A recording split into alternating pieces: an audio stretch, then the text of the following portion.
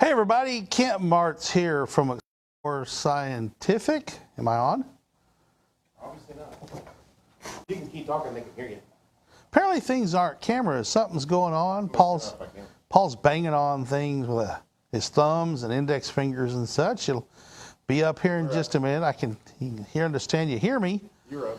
I don't see it on the monitor anywhere, but supposedly almost up here, getting ready. So another quick countdown here. Maybe we'll be up in 3, 2, 1. There we go. Hey everybody. Kent Marts here on Wednesday for Amazon Live warm-up broadcast via our social media platforms. Today we're going to be talking about FirstLight telescopes and how to get started in amateur astronomy. Lots of people have an interest in amateur astronomy, but they don't know where to start. Well, a great place to start is with our FirstLight Hour, Explore Scientific's FirstLight series of telescopes. I have here to my left the Explore Scientific FirstLight series achromatic AR, 80 millimeter by 640 millimeter focal length. What that means is there's 80 millimeter diameter objective glass up here that has two pieces of glass that start focusing the image, and then a focal length of 640 millimeters to where that image comes to focus at the eyepiece. The eyepiece is right here. This telescope comes with everything you need to get started. A 25 millimeter super plossel, a 1 1/4 inch diagonal, which fits into the 1 1/4 inch focuser. And just tighten that down so it's there. Put the eyepiece in. Attach the telescope to this little tripod it comes with. This was a Twilight Nano. It's very simple. Left, right, up, down tripod. Let me see if I can move this a little bit over, get more of it in camera range here.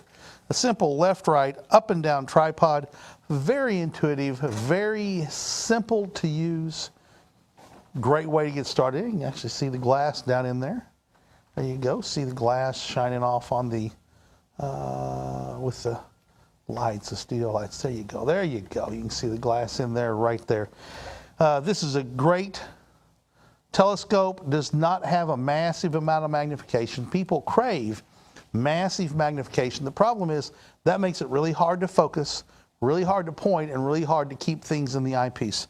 That's why we ship this with a 25 millimeter eyepiece. Not a huge amount of magnification. Makes it easier to find things in the eyepiece of your FirstLight telescope. Now, Paul's got a question. Had a question, forgot his question. this telescope, right? It only takes certain eyepieces, correct? That's 1 1/4 inch eyepieces. Generally, there's two sizes of eyepieces, 1 1/4 and 2 inch, meaning they're 1 1/4 inch in diameter or 2 inches in diameter. So that'd be yay big around, not this big around. There's a third one out there that's like 0.986 of an inch, so smaller than 1 inch in diameter. Those tend to come on very small, really basic beginner and educational and toy telescopes. They will not fit on this telescope because they're too small, right? So they won't fit on it. That answer your question, Paul? I just wanted to make sure that we cover the basics. Good. So my monitor's turned really far sideways, so I can't see it. We'll deal with that here. I don't want to step off camera. So this tripod raises up higher than this, but we have it set this way so it looks good. Good positioning on the studio. Hey, Paul. Oh, move it. Nah. Oh my gosh. Complain about something you don't want. No, there's an observation, not a complaint. So, one word of caution, it comes in various places. This little thing says in like 19 different languages, don't look at the sun with a telescope. Why? Because you'll burn your eyeball, and that will be very, very, very bad because you can't fix it. You're always going to have a burned eyeball from looking at the sun. Now, there's ways to safely look at the sun. We'll talk about that here in a minute. Offerade says that looks like a 45-degree diagonal. Nope, it's a 90. Here we go. Turn it sideways, and you can see right here that it goes. Turn it a little bit better. You can see it right there. So it's a 90 degree diagonal. That diagonal is just a mirror, is all it is, set the mirror is at a 45-degree angle. It allows you to look down at 90 degrees, right? If it was a 45-degree, the eyepiece would be about right here, and the mirror would be set at 22.5 degrees, so you could get that 45-degree angle. 22.5 is, yes, 22.5 degrees, half of 45. So what this does is, you know, if you're looking at something on the horizon, looking into an eyepiece, and there are some telescopes that do this, and you could do this with this one, put the eyepiece here, and you might be able to get it into focus, right? Which is all well and good if you're looking at something out there on the horizon, right? But if you start trying to look at things over up in the sky, the higher it gets, if you're going to look at something like you want to go out and look at Vega tonight, this is almost an impossible position. As you can see, the eyepiece is not on the screen, but you get the point. The eyepiece is so low, you can't really get to it. So that's why we use a diagonal. It goes in there, we can tighten it down, we can find a comfortable position to look at.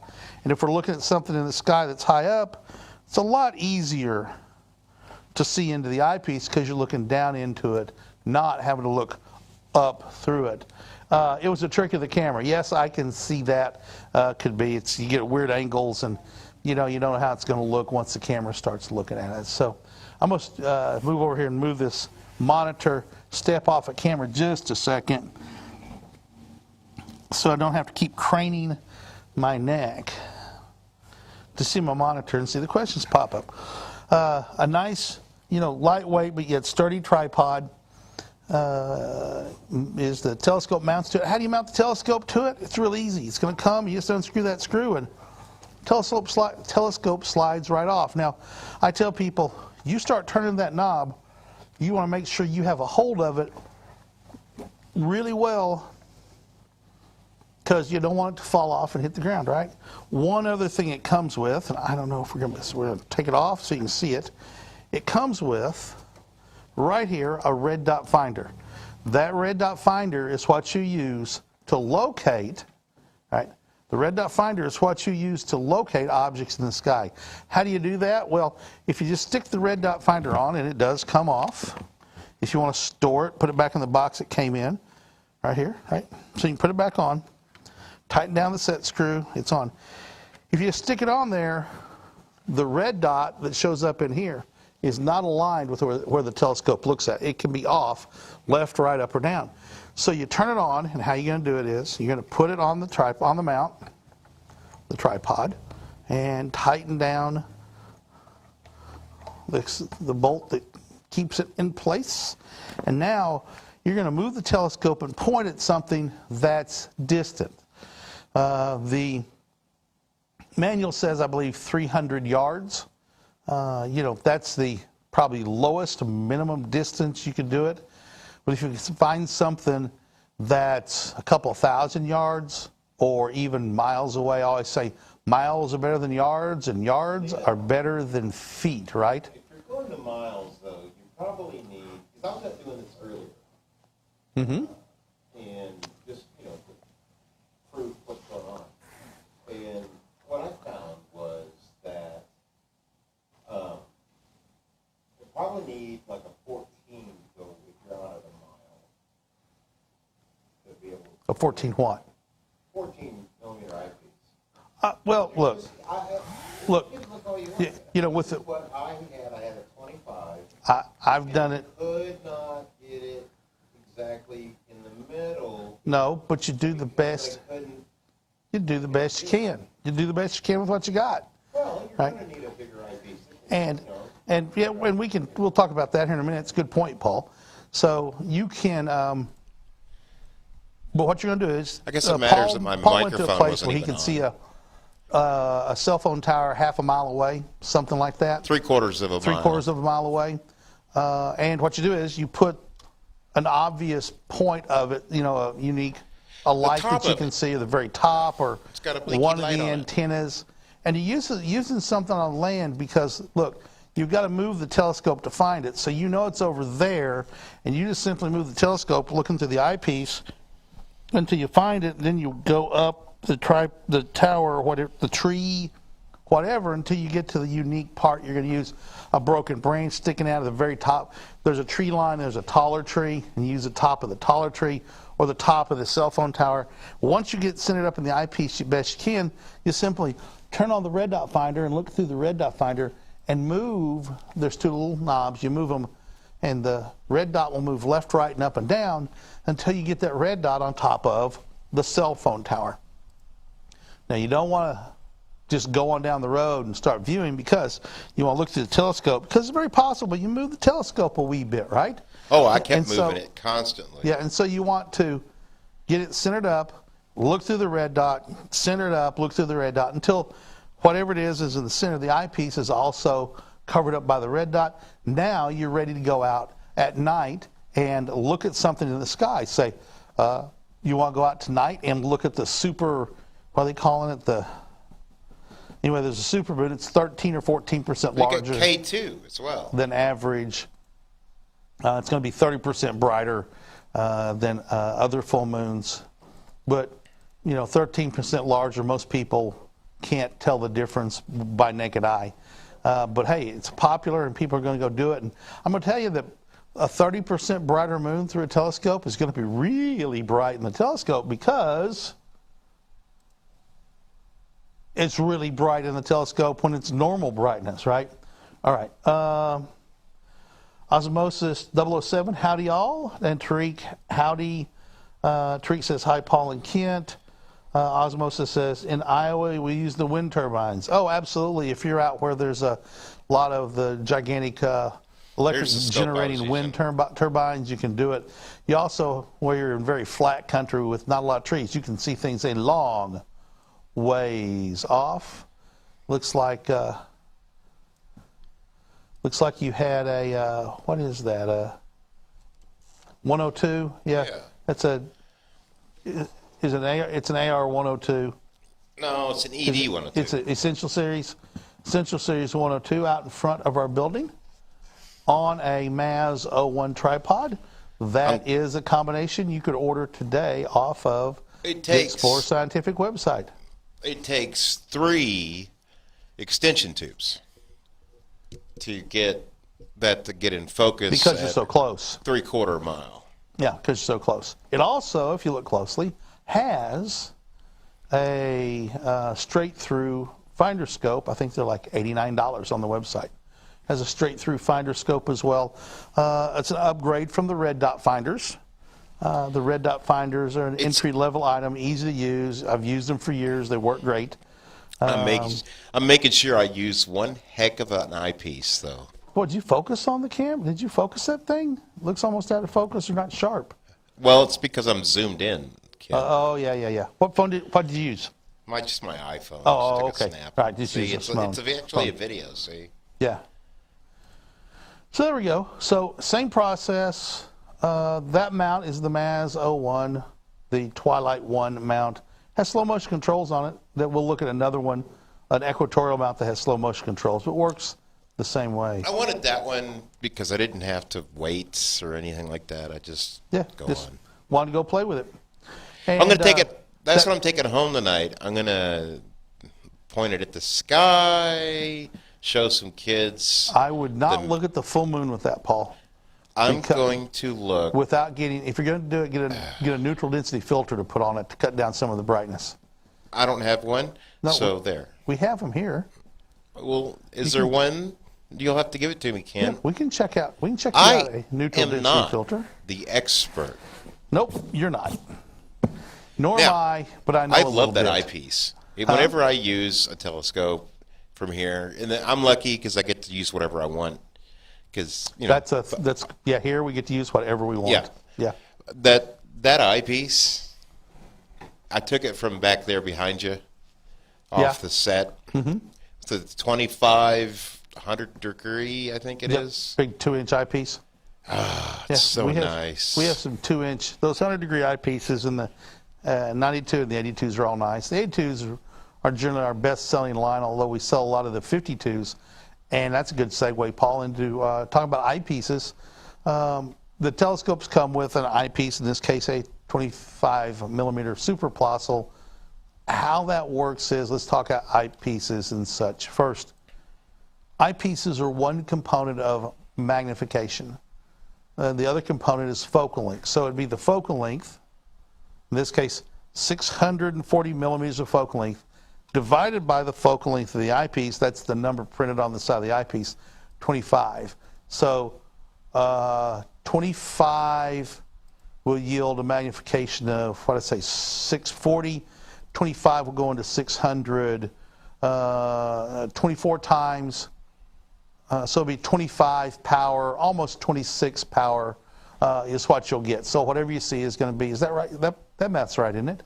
I have no idea. 4 will go into 100 4 times. It'll go into 600 24 times. It's a 25, so that's 26 times.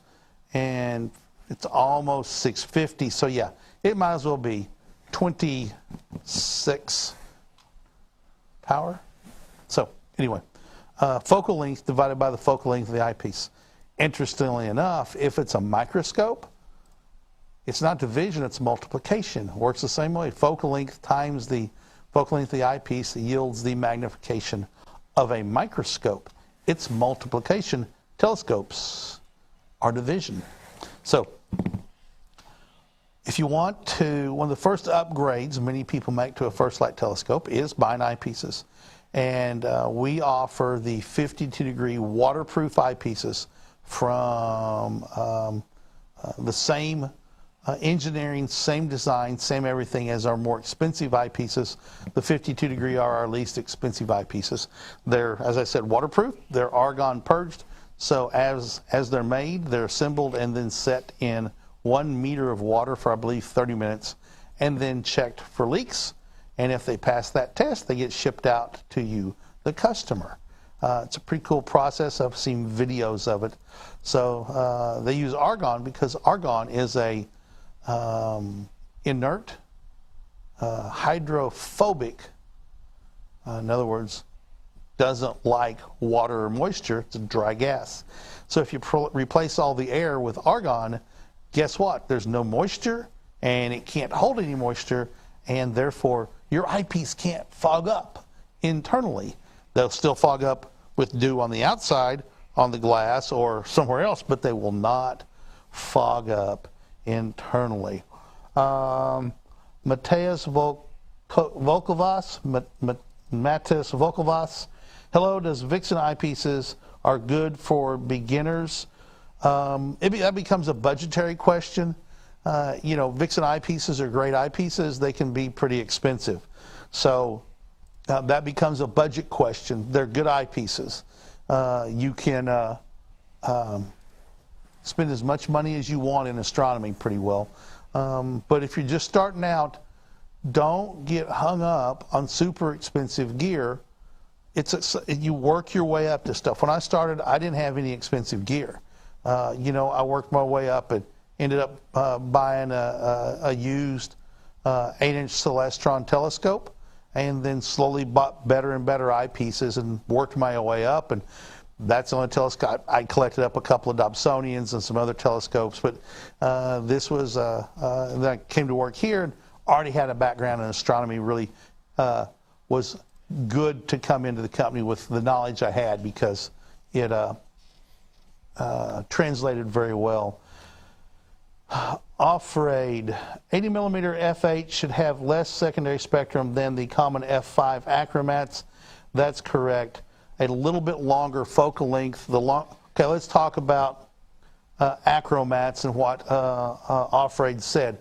A 2-lens system, the light comes in, it starts focusing into a point. However, because of refraction, effectively, that second piece of glass becomes like a prism and starts breaking the white light into its constituent elements of blue on one side and red on the other. So when you see a bright object, like a planet or the moon or bright stars, you're going to see a blue fringe or a red fringe, depending on where your eye lands and what part of the spectrum you're seeing.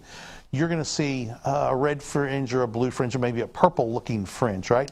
That's the white light starting to break up. It's really close to being all white light, but it's really not. It's breaking up into the prisms, and you're seeing the ends of the rainbow, right? Red on one end, blue on the other. You're seeing the ends of the rainbow. A double-lens system is called an achromat, and very short focal length telescopes can really start having a lot of chromatic aberration, where it's a bigger and bigger because it's spreading out more. So with longer focal length, it cuts down on that somewhat and gets rid of some of that chromatic aberration. Don't scare you off in this telescope. It's not like you're looking at something and you have this big purple circle around it. You know, chromatic aberration doesn't bother me. Coma, where the stars sort of look like little comets, little smears, that doesn't bother me either because I understand what it is. You know, if you want to not have things like that, you have to spend more money. And that's not what I'm talking about today. I'm talking about getting a good starter telescope that's a solid telescope with a good mount. You do sometimes get diamonds in the rough, too. So some of these scopes, when they come out, are just fantastic. They're still going to have chromatic aberration, but some of them are really are good. not as bad as some, right? But I use, you know, we sell a lot of these at telescopes, and nobody complains about the chromatic aberration. Oh, I won't say nobody.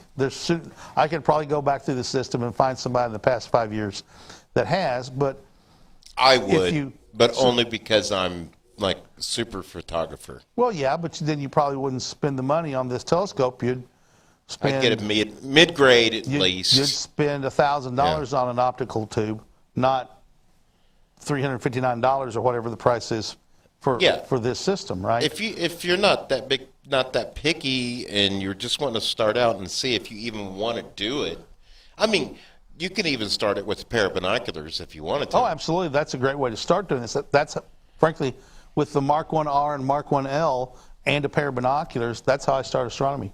Osmosis 007. I believe argon gas is a smaller molecule than air and transmits heat much slower. It's what they use in high-end windows and high-end high-end eyepieces. Let's see. Argon is a larger molecule than, I'm trying to remember a periodic table. It's smaller than oxygen by 1 proton, maybe? Can't remember. But, you know, helium and hydrogen are the two smallest atoms, and they are significantly smaller than argon. But it does create a vacuum effect, not a vacuum, but argon-filled windows do have a low E transmission, right, in efficiency. And Osmosis 007 says, as a Mac user, field of view doesn't bother me. I'm looking for eyepieces as a new user. It will really nice not getting hung up on mega field of view since I love planetary. Right, so an interesting subject to talk about, field of view. Maxitov Cassegrain and Schmidt Cassegrain and Maxitov Newtonians all have very long focal lengths generally. That focal length means that with the same, if this is 26 power, right? 26 or 27 power Use the at this focal length. Cheat. And you double the focal length to 1740 and use the same eyepiece, you're going to double the magnification to 50, what did I say, 27 to 54, right? So longer focal lengths with the same eyepiece offer more magnification, and that's what Osmosis is getting when you use the Maxitov. They're generally 1400, 1900, some get up to into the 2000 millimeters of focal length. So the same eyepiece, they start offering significantly more magnification than this telescope does. So with that, looking at planets and the moon, can be very enjoyable because you're getting larger images of it. Now, one cautionary tale or word of caution, there's some nights the stars are twinkling, right? Well, you put a low power eyepiece on, let's say, Saturn or Jupiter, and they look fantastic and crisp at low power. So you go, man, I'm going to start going high magnification. You start adding magnification. You get to a point where it looks terrible, and people think, oh, my telescope's broken. There's something, it must be the eyepiece. It's not the eyepiece. It's the scene of the sky. You've magnified the scene so much that you're seeing the effect of what's causing the stars to twinkle. Stars twinkle because of different densities of air.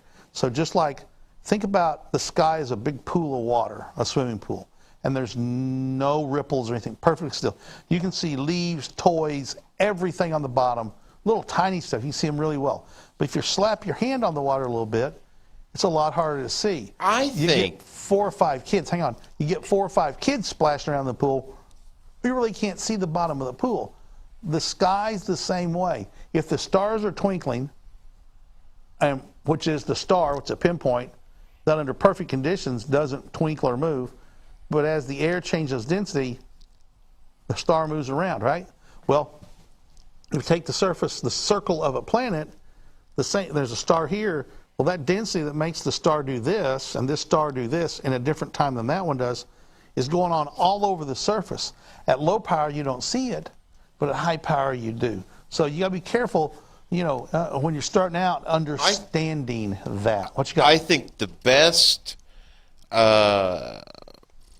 example that we should do is we should take the camera and put it in the telescope and film the highway just outside of here and show all that heat coming up off the highway, and you will see exactly what you're talking about. Thing. And it's the same thing, but since it's so much, you can actually show people what's happening. Yeah, we should do that on some night when the stars are twinkling real bad.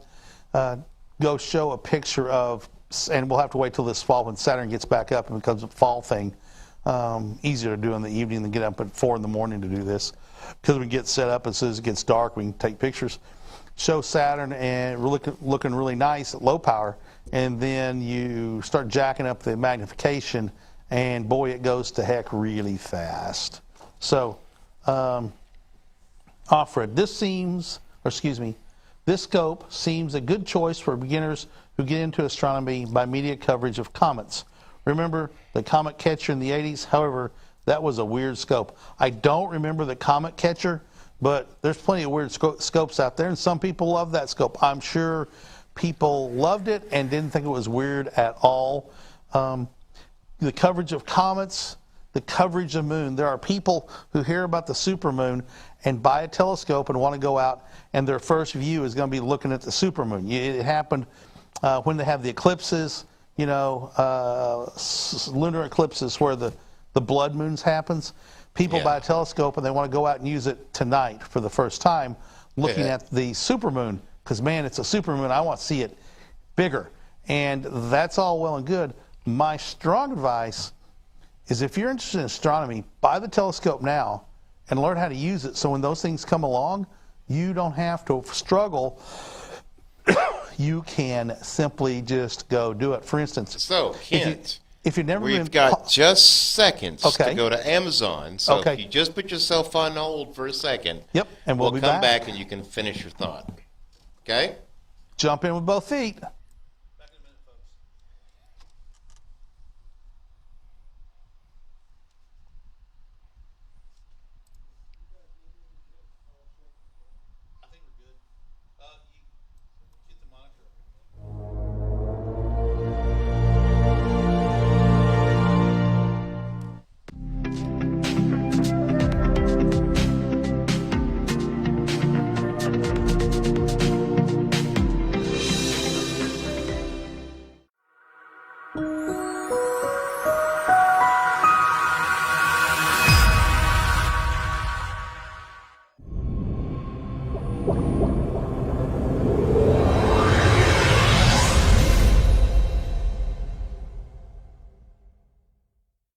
Hello, everybody. Welcome to Wednesday's Amazon Live broadcast, where we're streaming out there to the world. Woohoo! We're talking today about FirstLight Chronicles, named after one of the series of telescopes Explore Scientific produces. It's the telescope right here in front of me. It's the FirstLight AR 8640 on a TN, Twilight Nano Tripod. Let's talk about it real quick. The telescope comes, it'll be disassembled, you put the tripod together, the telescope is going to come, and this is how you put it on. It's real simple. Sorry. It just simply slides on, tighten down that screw, and hand bolt, whatever you want to call it. And there you go. It's attached, and now you're going to have to put on the diagonal, which comes with it. This little doohickey right here. And let me get it down here. Where's the camera at? I've got both. This little doohickey right here, the diagonal, and the eyepiece. You're going to simply put the diagonal in there. That diagonal makes it much easier to look into the telescope. Tighten down the tension screw, put in the eyepiece. Get your red dot finder right here and slide it into the obvious slot it goes into. Tighten the screw down. And you're ready to start using this telescope right now out in the parking lot, in your front yard, or when the supermoon comes up tonight, you can look at it and it's going to be really bright and hurt your eye. Not injure it, but boy, it's going to be bright. Now, I'm not going to look at the moon. I'm going to look at the comet. You do have to remember to take the lens cap off, right? That's what you got to do as well. So Paul's going to go out and look at the comet tonight. The problem with that is the full moon is going to make it difficult to see because it's about magnitude 8 point something, which, you know, gets into some real technical stuff. We don't need to. 8 something, 9 is dimmer, 10 is dimmer, 11 is dimmer. As you get to moon's at like 3, 2, negative 1, 0, 40, right? The moon's like at a negative 40, right? Yeah, it's something like that. And so it's going to make the sky bright, and if there's a lot of humidity in the air, which there is because it's northwest Arkansas and it's July. You can still see it. You know, we were talking at my astronomy club meeting last night, Sugar Creek Astronomical Society, that it was difficult to see last week, 2 weeks ago. One of the guys had a go-to telescope, and he found it, but he knew exactly where it was and what star it was next to. It's the closest it's going to be today. Yeah, but it's still like 2 astronomical units away. It's just a little bit past, like, it's a little further away than Mars. You need to consult, and it's very small, relatively. You need to consult a good sky chart to be able to find it, but even last week, a master observer, Paul Anderson, said it was it didn't look like a comet. Photographically, they could see a tail when they took pictures of it. You could see a little tail, but this is, you know, I look forward to the day, Paul, when a truly great comet comes by, and you can see it. Hellbop. Everybody, you know, Hakatake, you know, back in the 90s, Hellbop was a good one. You know, that you can look up in the sky and go, wow, there's a comet. Anyone can do it. They just have to look up and notice it. It's not like one of these things where you say, okay, see those 2 stars right there? Well, make a right angle triangle. That little thing right there, that's the comet. You know, Comet Neowise, you could see it visually, barely. With binoculars, you could see it and know it had a tail. But those aren't great comets. It's been more than 20 years since we've had a really, what's called a great comet that has a head and a tail. I can remember 2 comets back in the 60s and 70s, Comet Bennett and Comet West, that was a big bright ball in the sky with a tail that stretched halfway across the sky. I pine for one of those to come by, Paul, because that will excite people and will get people interested in astronomy. And hopefully not just a flash in the pan. But if you have an interest in astronomy and have never taken the leap into a telescope like this is the way to go. Why? It's simple to use. You just saw me. You set up the tripod, you put the little tray in, You put the telescope on it, you put the red dot on it, put the diagonal in, the eyepiece. Now you're almost ready to use it. What you have to do is take the telescope out in the evening is the best, or under the shade of a tree like Paul was doing a while ago. Well, you weren't using a red dot finder. You're using a I was 8x50. not even under a tree. Well, yeah, but you weren't using a red dot finder either. You should go out in the evening, before it gets dark, and you want to look at something that's the farthest away thing that you can see. I think the manual says 300 yards away. That's the minimum standard. If you can get half a mile or 2 miles or 5 miles, or maybe you're out in Kansas where you can see 15 miles away, find the thing you can see that's farthest away. Paul was out looking at a cell phone tower that's 3/4 of a mile away roughly. And what you do is, and you pick something that's easy to find, because you can't be surprised how hard it is to point a telescope at something without a aligned finder scope. So what you're going to do is, you're going to move the telescope looking through it until you find the radio tower, and then you're going to go up to the top of the radio tower. Now you're going to turn on the red dot finder and look at the red dot. There's no laser that shoots out. It's just a red dot projected on what amounts to a heads-up display, right? And so you're going to look at that, and you center up on the top of the tower in the eyepiece, and using the red dot finder, you're going to move, there's 2 little knobs, figure out which ones they are. One moves it left or right, one moves it up and down, and you move that red dot until it's pointing, covering up the top of the radio tower. Look in the eyepiece. Chances are you've moved the telescope a little bit. Well, you recenter it, and you keep adjusting the red dot, making sure it's centered. When it's centered and the red dot is on it, you're good to go. You're going to go out tonight, and you're going to say, I want to look at the moon. And you're going to find the moon by looking through the red dot finder this time. Right? I'm going to find the moon, and then you're going to look in the eyepiece, and if you've done a good job of getting the alignment right, the moon's going to be in the eyepiece. Now, it may not be centered up. Why? Because it's farther away. And because of parallax, you pointed the red dot to something that's a lot closer. That's why I say if you can get something 10 miles away, that's better than 300 yards, right? And so you pointed at the moon, you got it in the eyepiece, centered up, and now fine-tune the red dot towards even better.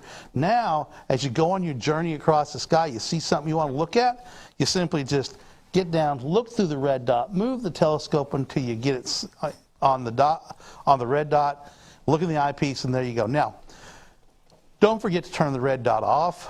That way your battery will last for a long time. Or you can do what happens and you forget to turn it off. You say, I'm going to turn it off when I get done using the scope. Well, you get done using the scope, you don't turn it off, you pack your telescope away, you come back 4 weeks later and the battery's dead. Well, now you're frustrated and you got to go buy another 2320 or 3220, watch, flat battery and put it in there. And remember to turn your red dots off, right? This is a great telescope for someone who's just starting out. It has enough objective power. The bigger around, the more light it pulls in and focuses on your eye. It's got enough to get you started and get you going down the road to amateur astronomy. It has enough magnification power to see things slightly magnified more than your eye. By slightly, I mean this is going to be, let's talk about magnification real quick. Magnification is a division process. It's the focal length of the telescope, in this case 640 millimeters, divided by the focal length of the eyepiece. There's a number on here. It's at 25. Comes with the kit. So 4 will go into 100 4 times, and 100 will go into 600 6 times. So 6 times 4 is 24. And so now up to 600 power at 24, but it's 40 more millimeters. It's almost 50. So 24, 25, 26, 26 power, right? So this gives you a magnification of 26 power of what your Mark 1R and Mark 1L eyeball sees. So this is a 26 power magnification.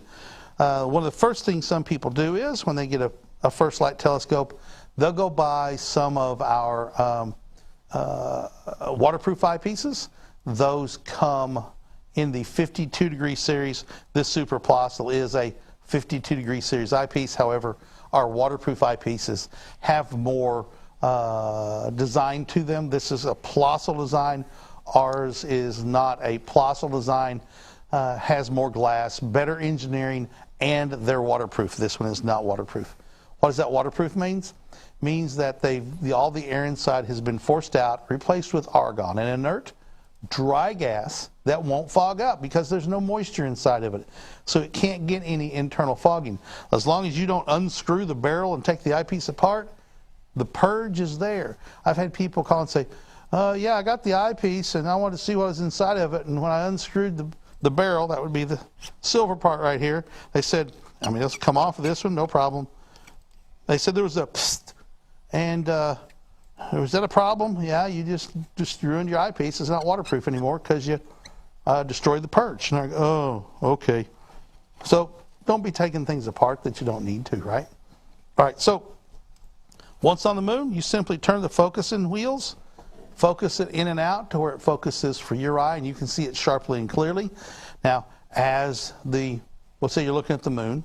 As the moon's moving across the sky, you're going to have to follow it periodically by moving the telescope left or right and up or down, depending on if it's in the southeast or the southwest, and you just follow it across the sky. You move the telescope while you're looking through the eyepiece. You don't look up here and go, okay, I'm going to move it. You're going to lose it. You look in here, and before the moon gets out of the eyepiece, you move it like that while you're looking at it, and you keep moving across the sky with the moon. Now, so if you want to double the magnification of this telescope, this is a 25, you'd go down to a 12.5 millimeter eyepiece, because if you cut the focal length in half, right, 52 goes into 640, we determined 26 times, right? If you go to a 12.5 will go into 640 millimeters.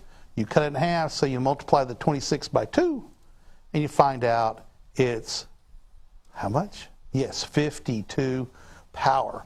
If you cut it down to a 12.5, say go to a 6, you're going to go to 104 power-ish, right? Real close. Not exactly, but really close. All right, so that's how magnification works.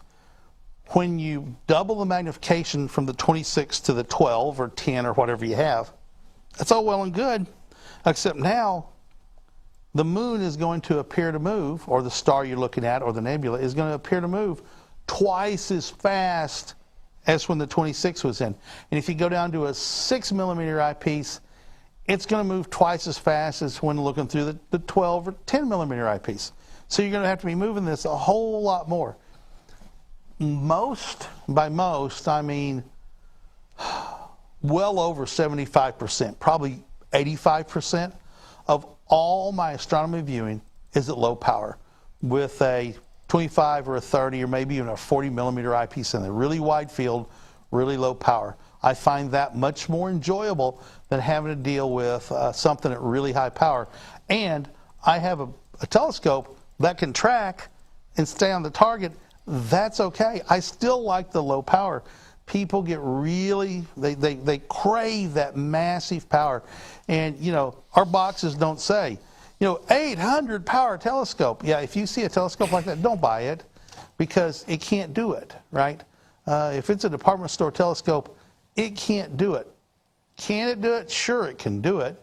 Can you get the magnification? But it's not going to work because it's moving so fast, you can't keep what you want in the eyepiece of your telescope. Don't buy into that massive marketing. Why? Because those companies know how to market to you, and they know beginning astronomers think more magnification is better. But I can tell you right now, less magnification is where you should start, and slowly work your way up to understand what magnification does. Again, significantly more than 3/4 of my viewing. And when I do outreach, 95% of my outreach is at low power. Every once in a while, if it's not a big crowd, I've got a telescope mount that tracks. In other words, there's got motors that follows the object across the sky. I'll increase the magnification, but that is a rare day. All right, so here on Amazon Live, we'd love for you to reach out to us and say hi. And if you're new to the channel, click that follow button if you like the educational value that we're offering, as well as seeing some of these products right here. So I'm going to switch telescopes. What you got? So Fiddlesticks. Hang on a second. Looks like you're trying to get up a picture of a comet. Yeah. While you're doing that, I'm going to switch out the telescopes. Issues.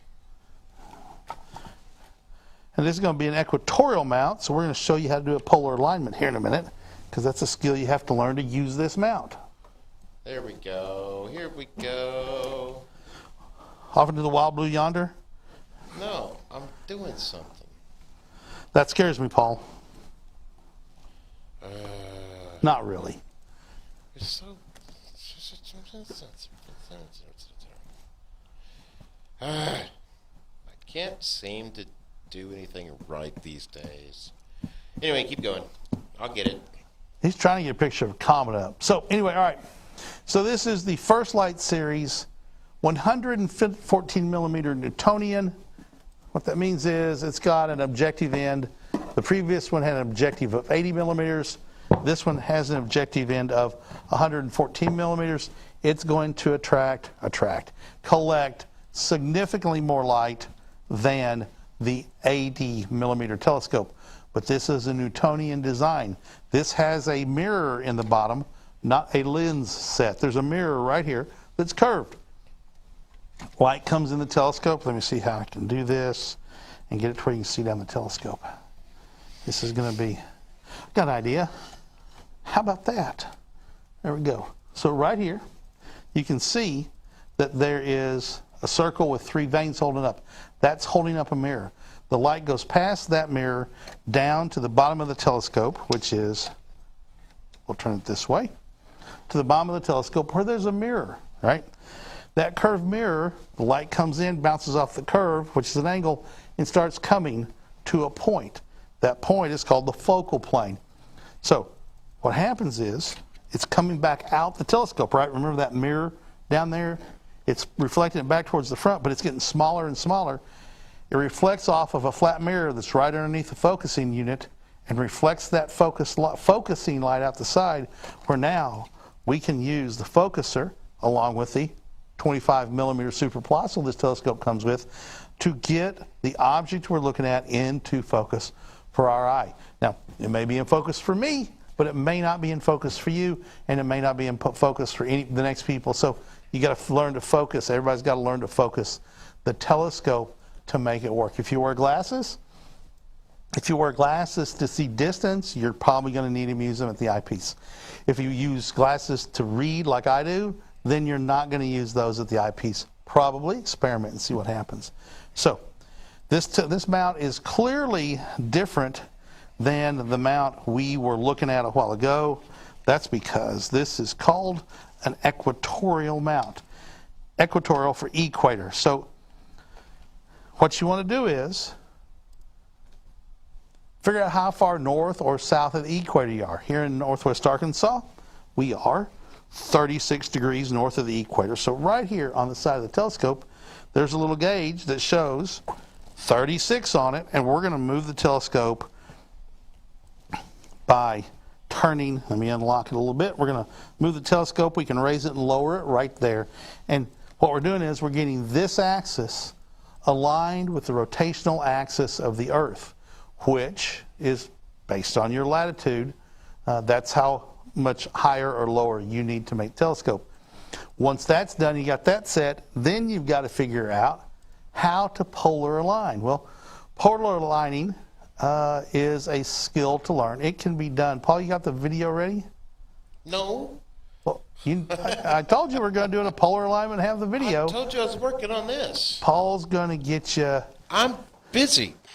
He's busy doing things that don't directly relate to what I'm talking about right now. They do. How about that? All right. Fair. Here we go. Hey everybody, Kent Marts here from Explore Scientific. Today I'm going to teach you how to polar align your telescope using a broom.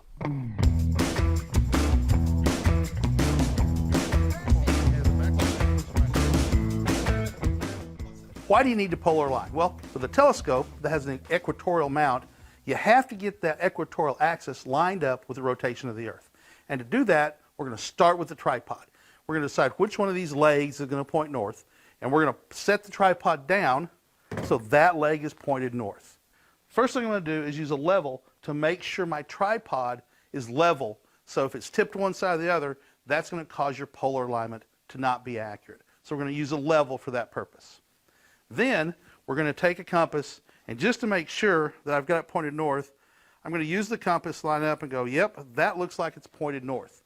So here's what I'm going to do now. And this is where the broom comes in. The broom becomes a measurement device, if you will. So I'm going to put the broom on the ground with the tip of it right against the north leg of the tripod. And I'm going to back away, and I'm going to use the compass. I'm going to close one eye, and I'm going to use the compass to make sure that the broom is lined up with north, right? And so I can tell I'm off just a little bit. So I'm going to move the tripod just a little bit, and I'm going to turn the broom. And the broom is what I'm seeing that line with to line up. So closing one eye. Now my broom is lined up perfectly to magnetic north. Right here is we're going to talk about something called magnetic declination. The magnetic north is not true north. The difference between true north and magnetic north can be off by as much as 15 or 16 degrees if you live on the east coast or west coast of the United States. Around the world, it varies. And you have to figure out what that is for where you live. Because if you point at magnetic north, you're not going to be pointing at true north. You could be off by 15 degrees. Your go-to will never be accurate. So for this system to work, you have to know what that offset is and be able to program that into your compass. We're going to provide a link to a website and a video that talks about that a whole lot more. Now, we're going to make sure that the tripod is not angled wrong. I'm going to use a small tape measure, and we're simply going to come down here and be careful not to move the broom, and I'm going to measure the distance from the tripod leg to the center of the broom. That is 470 centimeters. That way, it is 470, a little, I'm going to call that good. Actually, I'm going to move the tripod a couple of millimeters, just like that. So now we know that we're lined up true north with that leg, and these two legs are the equal distance from right here. So it's not pushed that way or that way. So now that we have the tripod with a good alignment to the north, we have to put the head on the mount. And that's going to entail this. We're going to be very careful when we do this because we don't want to move the tripod. We're going to put it on and simply screw on the polar head just like this. Remembering everything's going to the north. Now if you're in the southern hemisphere, you're going to do the same thing. You can do the exact same in the southern hemisphere because it's not polar, it's polar alignment. We just don't use the star Polaris, which we're not using here. This is really good if you can't see Polaris, or if it's daytime and you want to do some solar viewing with a solar safe filter. So the last step of this process is to check the scale of your altitude, right? So we live at 36 degrees north, and I am going to turn the altitude until it gets to 36 degrees north. I'm going to stop. And that's it. With this system, using a broom, a compass, and a tape measure, you can achieve a good, decent starting polar alignment. Personally, I've used this, and I've got an amazingly close polar alignment. There's ways that you can use to refine your polar alignment, specifically drift alignment, but it all starts with a good polar alignment. You can do this in the daytime. You can do this in the nighttime if you can't see Polaris. It works all the time. It's a good way to get started learning the process of polar alignment. Isn't that great? I hope you've enjoyed this video. For Explore Scientific, I'm Kent Marts. Get out there and start doing astronomy. And keep looking up.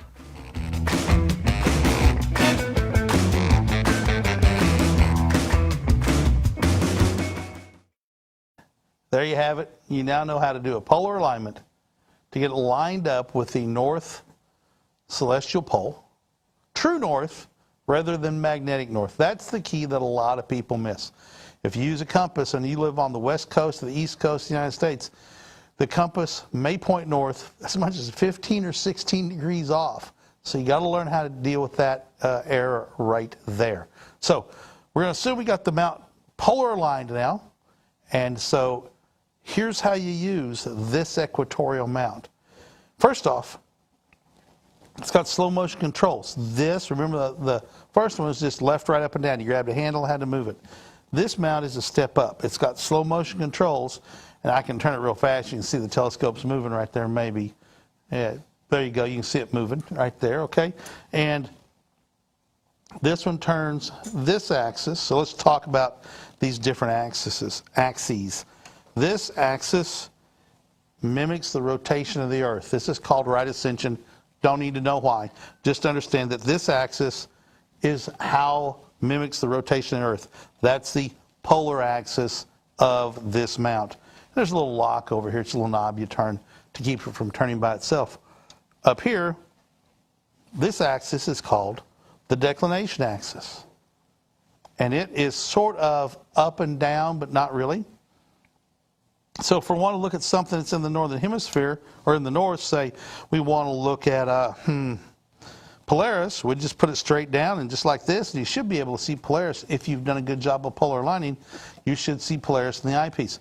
Let's say we want to go to Mizar and Alcor and the handle of the Big Dipper. Let's say that it's right there. So now we're going to find it with the red dot, and you can use a star atlas or a planisphere, and we'll talk about planispheres here in a minute, because we've got a planisphere over in the Amazon carousel that you can pick up as well. So let's say you've got this on Mizar and Alcor, and now you can simply just follow it all the way across the sky by turning the right ascension, right? And it's just going to follow that spot all the way across the sky. If you're off a little bit, it may drift in declination. Remember, this is the direct declination axis going this circle. You simply turn it and center it back up and figure out which way, where you need to go to get it positioned, so it'll stay in the eyepiece a long time. Harder to learn than the Twilight Nano, where you just set it down and just left, right, up, down, point the telescope. But the equatorial mount is more powerful. It's more powerful because, like I said, once you find the object, you should and have done a good polar alignment, and rough is good enough, especially starting out. You've got a good rough polar alignment, start using a telescope, right? And as you get better at polar alignment, you'll find that the mount is easier to use. I said, rough enough is good enough. Don't let the quest for perfection in amateur astronomy or lots of other things get in the way of good enough to start using your device. If you want to get everything perfect before you ever use it, you're not going to, because it's skills you have to learn, and you have to make little mistakes and learn from them to make you get better, right? And I've literally had people who have called in with problems and questions and situations and things they didn't understand, and I finally say, have you used the telescope? And they'll say, no. I say, why not? Well, because of this and that and the other thing. I say, okay, so look, it's clear where you live tonight. Why don't you just go out and use the telescope tonight? No matter what, go out and use the telescope. Because I'm telling you, close enough is good enough. Go out and use it. Don't and learn, enjoy it. See those beautiful things. See craters on the moon. See the rings of Saturn.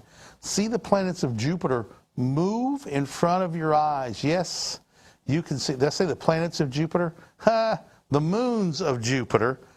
See the moons of Jupiter move in front of your eyes. If one of those moons is close to the edge of Jupiter, you can actually see it moving over 5 or 10 minutes. It's truly amazing to see something up in the sky that you can tell is moving. So I think we have a question coming in. There we go. What telescope could I get for €350? 350 euro is, that's not euro, that's pound sterling. Paul, would you do a 350 pound sterling conversion? So it'd be 350 pounds to USD. It's going to be like, I don't know what the conversion rate is. It may be 1-to-1. I think that maybe 1-to-1 right now. Just happened. Somebody's currency had gone to a 1-to-1. Paul is over there trying to find it on his phone. Not something I do every day. Just, hey, Noah. No, can't hear me.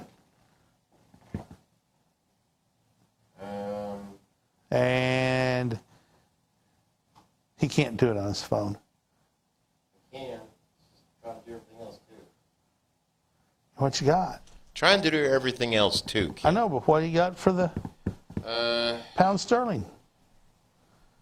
350 pounds to USD. Search. Noah, Pounds to dollars. search for pounds to USD. Pounds, like pound sterling, British money. Pound sterling to USD. Well, it won't 350 give it to me pounds is how many backwards. dollars? It's about 200 or 400. 416. So 350 pounds. 416 US dollars. So $400 conversion rate. I believe it'll get you all of these telescopes we're looking Yes. at right now. This telescope right here we have right now, the FirstLight 279. 114 millimeter Newtonian on the equatorial mount is $279. It's like Now, 190 pounds. obviously, if you're talking about pound sterling, you're probably in the United Kingdom, Great Britain, England. I know there's politics tied up in all of those, and I apologize for Find it any on Amazon, consternation. and you'll get it from Bresser, Germany, I think. I don't know if they have these or not, but a telescope like this, in this range, all the ones I've been talking about are going to be within your price range. You buy this one, you have money left over to buy a couple of other, at least one other 52-degree series Explorer Scientific waterproof eyepieces, and that'll still be really close or within your budget. What is the focal length of this reflector? It is 500. That was the reflector, yeah. Of this reflector, it's 500 millimeters. This is a Newtonian telescope, named after the inventor of this telescope, the person who also invented gravity, not discovered gravity, described gravity, talked about gravity in modern terms. Sir Isaac Newton came up with this design of a telescope because refractors were getting so long. He came up with a way to get to shorten up the focal length and make them much more user friendly. So Sir Isaac, Julian, but that's just my opinion. Honestly, trying to find a local star group will be very helpful. Yes, Osmosis 007. I'm not sure what Julian said, but if you can find a astronomical society, an astronomy club, whatever, in your area, most assuredly, like learning any other hobby, it's much easier for you to have somebody, a mentor, to teach you how to do it. Kent equals facepalm. I have no idea. Something you said. Probably the planets going around Jupiter. I'll bet that's what it is. You're absolutely. Well, they could be planets if you were something else. Yeah, I'm going to guess that's what that was about. So, yeah, there we go. All right, so. With this, Yep. you could just go out and plop it down and Point it north. possibly see the comet. Yeah, there's a comet, Pan-STARRS 1307 K2 or something K2. like that. Yeah. Yes, that you go out and see. I believe it's in the constellation Ophiuchus right now, which is in the southwestern sky. The problem is that tonight the full moon is very, very bright, and it's going to make it very difficult to see that In comet. the northern hemisphere, you should be able to see it until late September. So my advice is to not try and see it tonight necessarily, unless you're just dead set on looking at the full moon and then looking for the comet. Wait 3 days or 4 days. 3 days, the moon's going to come up well after sunset, giving you time to get the sky get dark and you see Ophiuchus up in the southwestern sky. Do you think it'll look anything like some of the ones in the past once the moon go away? From what my Sugar Creek Astronomical Society friends were saying, if you remember Comet Neowise a couple of years ago.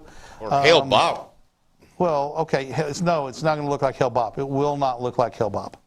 Because that's what I have loaded. That's why. It's not going to look like that. And again, you have to remember that this is taken with a camera, right? So it's a long exposure. You can tell it's a long exposure because the stars have moved. No, have they moved on that one? Nope. They maybe It says right there. Doesn't it? It was taken with a telelens, so we know this person is probably not American. The dust tail fans out to the right while the bright, well-separated blue ion tail is pointing straight away from the sun. Chances are this was a tracked photograph. It doesn't say how long it was, but it doesn't take very long for the camera to build up light. You got to remember, your eye is operating about 1/40th of a second. That's why if you're looking at a light and it's not flashing, and in the United States, you're on 60 hertz, that light bulb is flashing 60 times a second. You can't see it because your eye stays open too long, right? If it was a shutter, so you can't see it. So you're really only seeing 1/30th of a second exposure of what's coming into your eye. So if you have a 5-second exposure, you're building up on the sensitive camera There's surface. some debate over that. Okay, whatever it is, it's operating slower than 1/60th of a second. Well, Because if it was faster than 1/60th of a second, Paul, you could see the lights flash, and no one can. not necessarily true.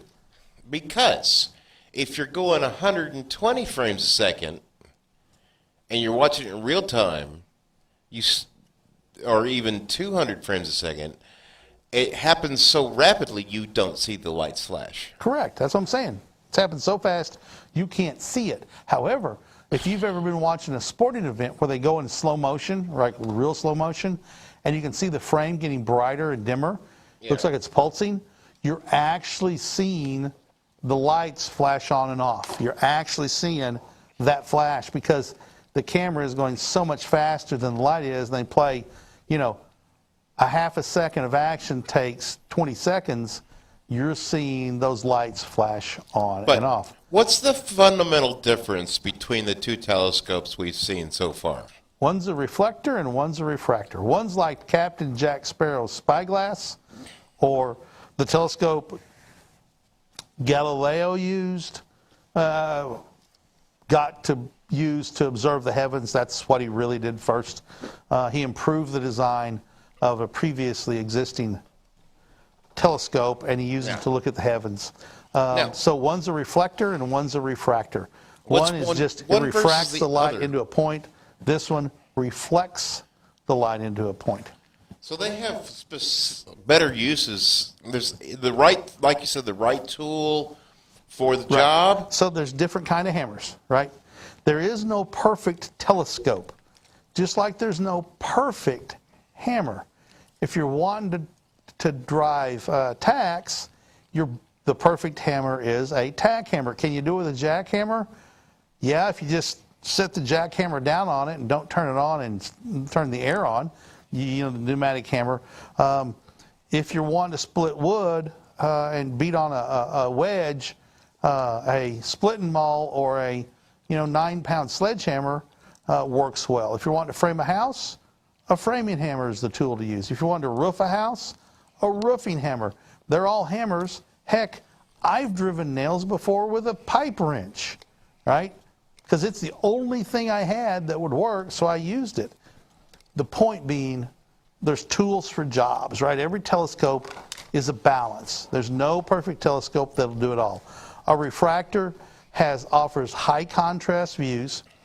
A Newtonian offers a whole lot of aperture for not a whole lot of money. Aperture, the 80 is this big, the 114 is this big. You get up to 127 millimeter refractors, 152 millimeter refractors, 5 and 6 and inch refractors. They start gathering more light.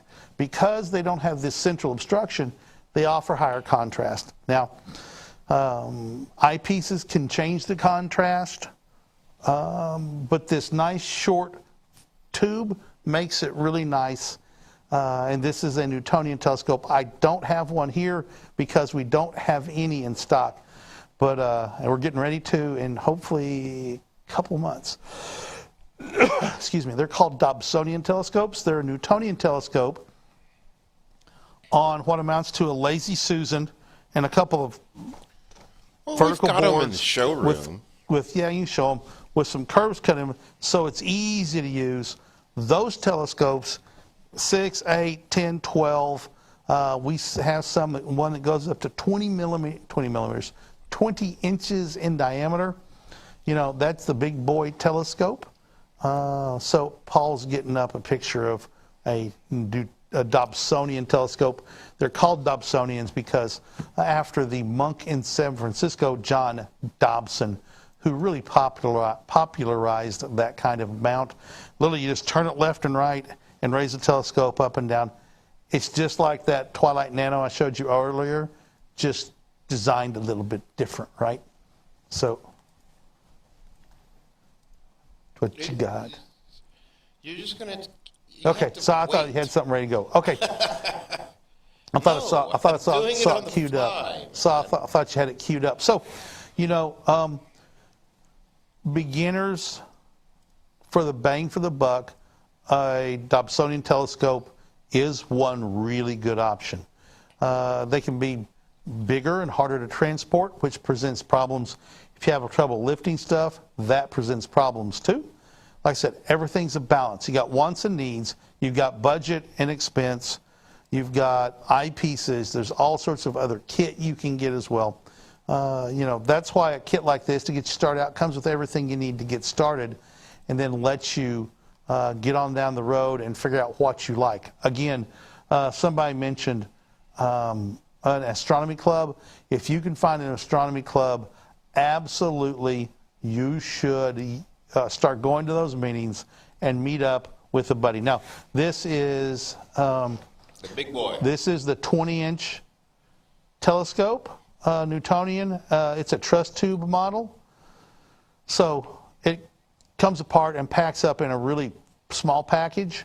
But a lot of entry-level Newtonians have a solid tube. Think of a pipe 12 inches or 10 inches in diameter. That's a big boy there. That's 20 inches across. That's almost 2 feet in diameter. That's a big telescope. But they all sort of look the same. You can't get the scale of... The cage on that thing is literally this big around, right? You can't really get that scale. That's the same it's the stage same everything. Yeah. that Kent was standing on when we does the how to polar align. Yeah. So you can imagine that's the size of a person when it's put together. It's really big. Yeah, I could come close to getting down inside of that. I wouldn't want to, but you can. Anyway, but a 10-inch or an 8-inch or a 6-inch Dobsonian telescope, it's going to be a solid tube, and it's going to be a tube about yay long. So if you don't, yay long, really long, maybe this tall, so it doesn't collapse down on those entry-level scopes. They're less expensive than these truss tube Dobsonians that you see. However, they can be hard to transport. You've got to have a car big enough, either a back seat that's wide enough or the ability to fold a seat down and stick it out through the trunk into the back seat to transport it. Once again, there's trade-offs for everything. Ken N, does the reflector require a coma corrector? This telescope, there's no real way to hook a coma corrector on to this telescope. The reality is the corrector would cost more than the kit does. Coma doesn't bother me. If I look at it, I can see it, but I ignore it. Coma or field curvature is caused by a curved surface, when the light starts hitting a flat surface like a mirror, like a camera sensor, that light comes in and it hits here and then it smears. And when it smears on that flat surface, it creates little spikes that are called coma, because the French thought it looked like comets, and the French word for comet is coma, and so they named it coma. So field curvature or coma are much the same thing. One's in a refractor, one's in a reflector. If you buy this telescope and you've never looked at a telescope before, you're not going to notice it. You might notice it, but the human eyeball is also a curved surface, right? And so your eye and mind work together to deal with those issues. Every day at 1:30, Tariq. Yep, every day at 1:30, unless we're running behind. And then if we're on... 2 o'clock on Amazon. Yeah, 2 o'clock on Amazon, and we're on till 3 o'clock or thereabouts. So your eye does a miraculous job and your brain does a miraculous job of fixing the coma. Some people see it, and it really bothers them, but those people are almost always people who are experienced observers, and they've learned to see it, right? Or they have OCD, and it just bothers them because they know it's there. I fully understand and appreciate that situation. There's little things my OCD kicks in on, and I'm compelled to do things. And I'll be honest with one of them. I've talked about it, made no secret of it, talked about it on social media. I eat things like M&Ms and Skittles in units of 4. I also, Christopher Hughes, just stumbled into this, going back to the beginning to catch it all. Hey, Christopher, thanks for joining us. We're here, social media launch at 1:30, and then roll into Amazon Live at 2 o'clock. And this is a Amazon Live broadcast going out on, the feed. So we do a lot of education, talk about products, and you'll hear me say over in the carousel, that is a product on Amazon Live where you can click on and buy the products we're talking about. What a finder really do for me, Tariq. Not sure the question, Tariq. Tariq's in the UAE. Why would he need a finder? Why do you need a finder? Finding something in the sky, even something like the moon, can be a very large challenge. I was using an ED80 2 Fridays ago at a community festival I go to, and was trying to find the sun manually. And I did it by having somebody stand down from the telescope, and I sighted along the telescope and had the sun directly above her head. And then my brother was there, and he was watching the shadows and everything, and we finally found the sun, but it took a couple of minutes to do it, whereas if I would have had a solar safe finder, I could have done it in a few seconds, right?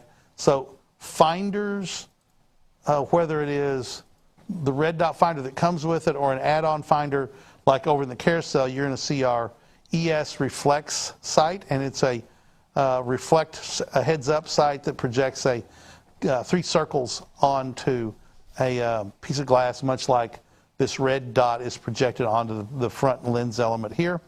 It's a 0 power. It's really sharp how it works. Going to have to find that thing. We had one in here in the studio, and it's supposed gone. to be with me. Yep. It was in my orange box. And it's gone. We can't find it. Nobody fesses up. Also, I'm missing a extension tube. It's amazing how things that are made of metal grow legs. It's weird. It's like if you pop the accidentally pull the tail off of a lizard, it grows a new tail. Tariq, I never have any issue finding anything in the sky without a finder. I can even manually, I can go to. So what the finder is really helped me for. If you can find those faint fuzzy things up in the sky, Tariq, you don't need a finder. It's a skill you've developed, and great for you to be able to do that. I can do it too, and it's not something that I've trained for. My brain understands how to point something mine at does too, the star, and I can do it every time. Mine does too, but I'm trying to find the sun with a solar filter on it. But not everybody can do that. That's just everybody has talent. I was going to say everybody has a skill that they are very good at. Yeah. So while we're talking about me trying to find the sun to look at, let's talk about looking at the sun. If you have a telescope, don't do it. Period in the story. Don't do it until you learn how to do it safely. And one way of doing it is with the Explorer Scientific Sun Catcher large aperture solar filter. This thing right here is made out of Thousand Oaks film. It comes shipped, put together, folded together. It's cardboard.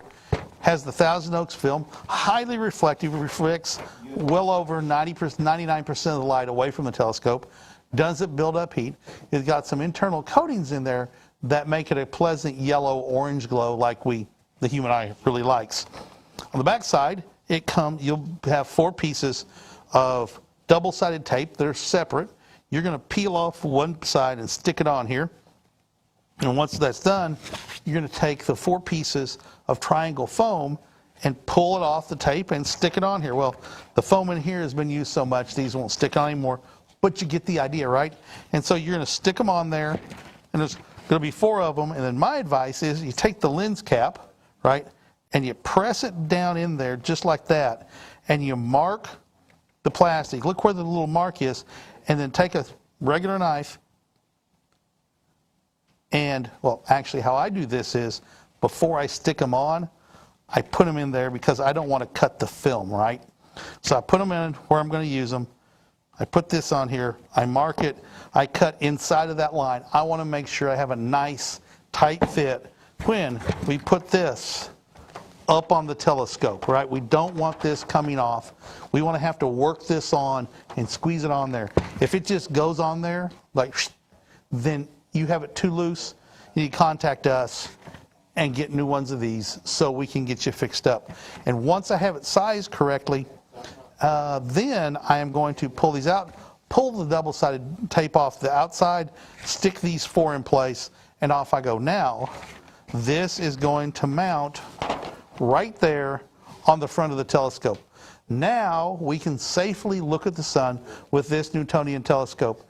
Lining it up, I just line up the shadow until the shadow gets really sharp and crisp on the ground, and then I look through the telescope, and most of the time it's there, or I can adjust it and find it using the slow motion controls.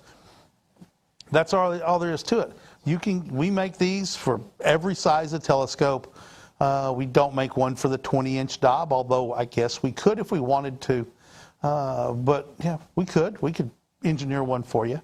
But very inexpensive, yet very effective and very functional. Why would you want to look at the sun? Well, there's an 11-year cycle in the sun called the solar cycle.